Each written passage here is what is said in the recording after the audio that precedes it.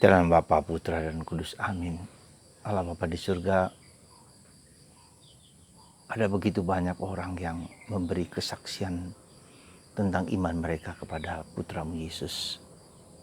Karena mereka disembuhkan, karena mereka dibebaskan, karena mereka dikuatkan, diteguhkan. Bantu kami untuk tetap percaya di tengah segala penderitaan dan kesulitan yang kami alami. Tetap beriman dan kuat teguh di dalam Engkau. Terpujilah namamu kini dan sepanjang segala masa. Amin. Saudaraku yang terkasih dalam Kristus, kita mungkin sudah mendengar kisah tentang seorang perwira yang punya jabatan tinggi, yang punya kekuasaan, tetapi rendah hati dan sungguh mengasihi orang-orang kecil, orang-orang sederhana. Dia mampu mengatasi perbedaan-perbedaan sebagai orang Romawi, seorang punya posisi, punya kedudukan, punya kekuasaan, tetapi tetap mencintai sebagai manusia. Sebagai manusia, hambanya, hamba sekali lagi. Ya. Dan dia membantu juga pembangunan sinagoga untuk orang-orang Yahudi.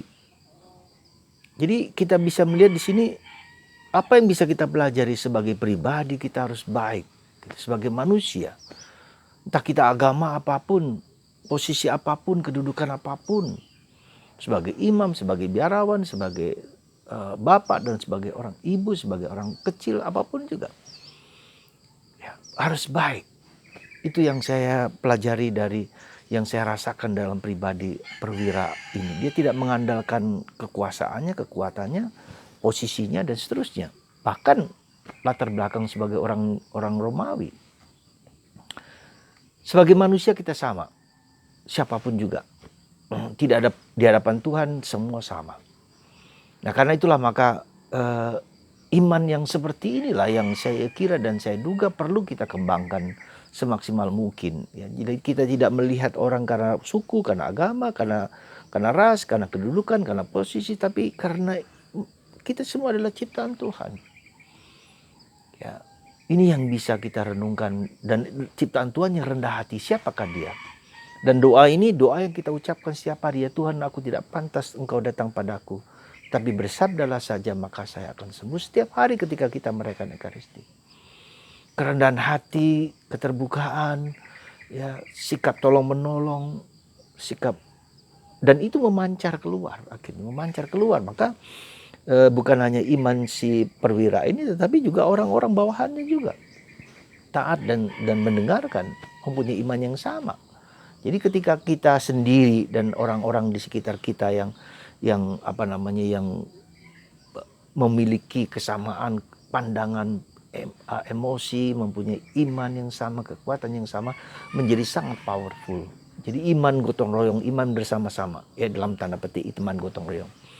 Nah, itulah ketika iman itu memancar keluar dan orang lain melihat itu sebagai sesuatu yang saling tolong menolong dan saling kuat. Maka para saudara, kita mohon rahmat itu kepada Tuhan supaya kita sekali lagi memiliki iman dan kerendahan hati yang kuat, ya. Dan itu bukan yang gampang. Sekali lagi bukan yang gampang, ya. Bukan yang mudah kita terima dan kita akui bahwa begitulah seharusnya yang diminta oleh Yesus, dan Yesus berkenan. Luar biasa Yesus mengatakan, iman sebesar ini tidak pernah kutemukan di antara orang-orang Yahudi. Jadi Yesus membandingkan iman orang Romawi dengan orang Yahudi, tidak pernah. Ya. Jadi kita melihat di sini kita seringkali terpaku dan terfokus dan terikat kepada sesuatu yang kita miliki, ya, sesuatu yang kita punyai, entah harta, entah kekuasaan, entah kehebatan, entah posisi. Demikian juga dengan saya sebagai imam, bisa saja karena pikiran-pikiran yang sempit, yang pendek, yang cepat, inilah yang seringkali menghambat, ya, karya keselamatan kita. Nah, dan kita jangan lupa sebagai orang Katolik yang artinya universal, ya, sekali lagi yang artinya universal, ya, bukan Katolik bukan hanya terkungkung sebagai gereja, ya, sebagai gereja sekali lagi, tapi harus universal. Memang kita adalah gereja Katolik dalam institusi gereja Roma Katolik, tetapi dalam karya kita harus melebar keluar kepada siapa saja. Ya, ini yang harus kita pegang. Kita usahakan, kita perjuangkan Katolik sebagai agama yang didirikan oleh Yesus sendiri, ya, sebagai institusi, sebagai suatu yang lembaga yang didirikan oleh Kristus untuk mewartakan gereja. Tetapi kita terbuka dan membuka diri kepada siapapun. Dan itu memang nampak dalam gereja kita. Misalnya sekolah kita, rumah sakit kita, karya-karya karitatif kita terbuka pada siapapun. Ya, tidak terbatas kepada orang yang beragama A, B, dan C, tidak. Dan ini suatu pancaran yang disukai atau tidak sukai, itu juga yang memberikan kekuatan kepada gereja Katolik, ya, kepada siapapun. Dan inilah yang saya kira kita dukung dan kita kembangkan lebih lanjut. Sekali lagi, karya keselamatan Allah dalam diriku, dalam gereja Katolik itu harus memancar keluar kepada siapapun tanpa peduli, ya.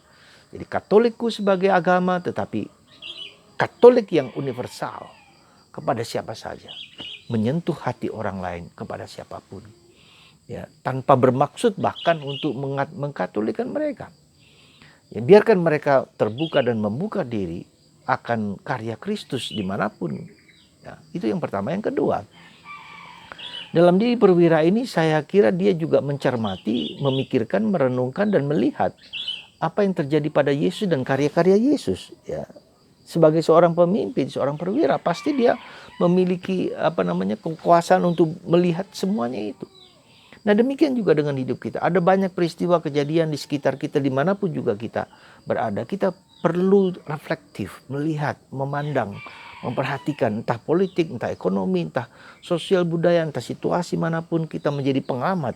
Dan itulah fungsi seorang gereja Katolik. Kita tidak terlibat di dalam secara politik praktis, tetapi kita juga mencermati, melihat arah, gerakan. Nah, demikian juga dengan katakanlah seperti pandemi ini. Kira-kira Tuhan mau bicara apa dengan kita semua?